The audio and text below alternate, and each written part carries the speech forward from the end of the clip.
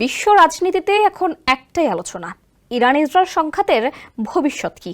চলমান সংঘাতের মধ্যে বারবার উঠে আসছে বিশ্ব মোড়ল ডোনাল্ড ট্রাম্পের কথা। সরাসরি ইসরায়েলকে সাহায্য করে যুক্তরাষ্ট্র যেন যুদ্ধের তীব্রতা বহুগুণে বাড়িয়ে দিয়েছে। তবে এবার সামনে আসছে আরও এক চাঞ্চল্যকর তথ্য।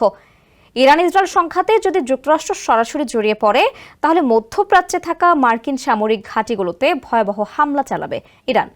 দেশের সামরিক বাহিনীর অন্তত দুজন উচ্চপদস্থ কর্মকর্তা এমনটাই হুঁশিয়ারি দিয়েছেন। নিউ ইয়র্ক টাইমসের এক প্রতিবেদন অনুযায়ী ইরান তাদের হামলার প্রস্তুতি প্রায় চূড়ান্ত করে ফেলেছে।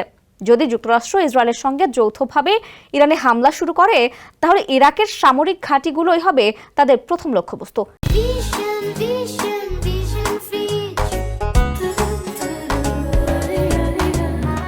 এরপর ধীরে ধীরে অন্যান্য ঘাঁটিও তাদের আক্রমণের শিকার হবে।